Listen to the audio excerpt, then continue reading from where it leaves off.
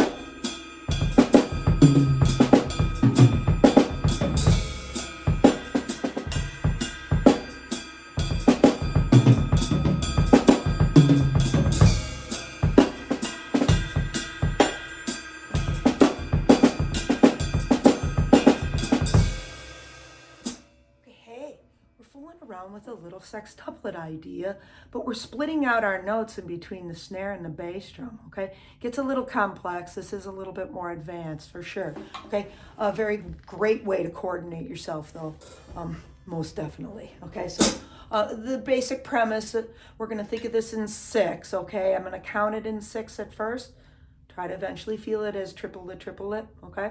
So at 6, or counting in 6, 1, 2, 3, 4, 5, 6, 1, 2, 3, 4, 5, 6. So it takes 2 beats to get this turned around, okay? This is why maybe at first take it as a little half a measure fill to start with, okay? To get the basic premise of all of this. So 1 and 2 and 1, 2, 3,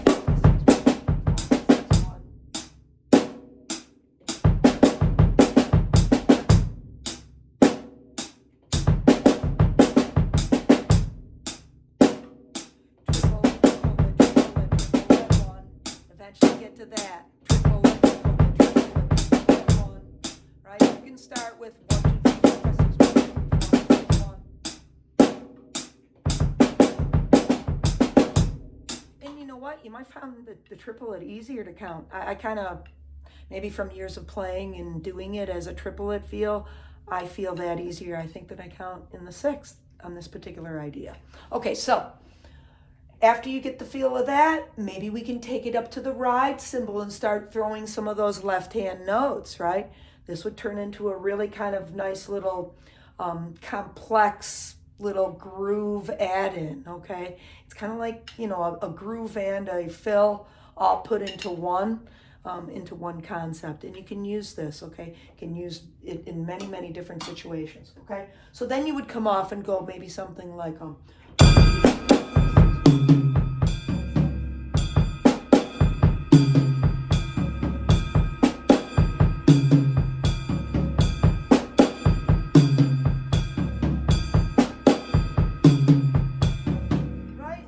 slow like that and kind of get the process, right?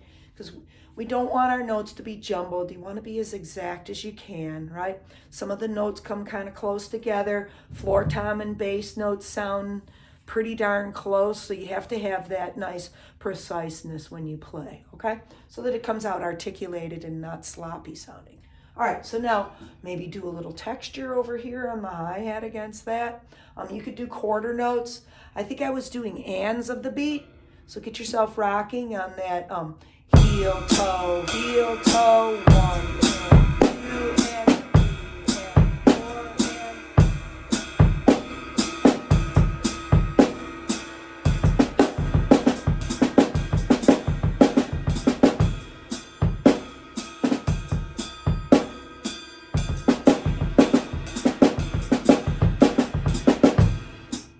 keeping kind of a straighter tempo there, or I should say a straighter feel there.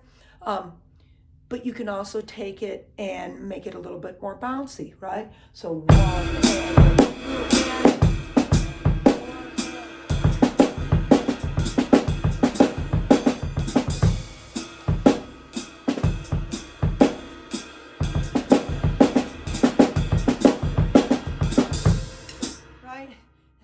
and just out of habit, I throw that left over there to that hi-hat quite often, okay?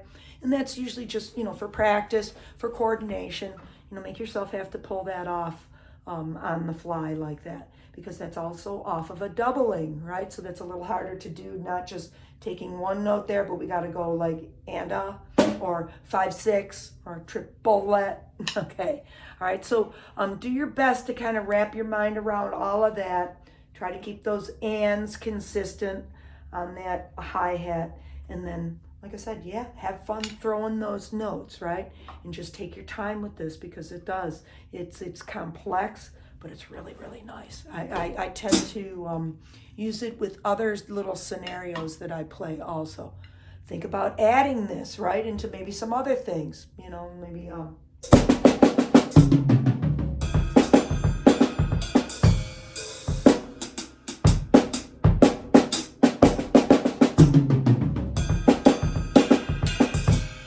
right, and those are just, real kind of cheesy, simple ideas there, or simple examples. But you can, get that flowing for yourself too, right? So as you see, all of these things kind of come full circle, come back. We can utilize things in many different directions, okay? So practice that up. That's a little difficult this week, okay? I will definitely be expanding on this. There's so much to do with this as we get it rolling. Okay, everybody, have a great week, okay? Keep practicing, and we'll see you in about another week. Okay, take care.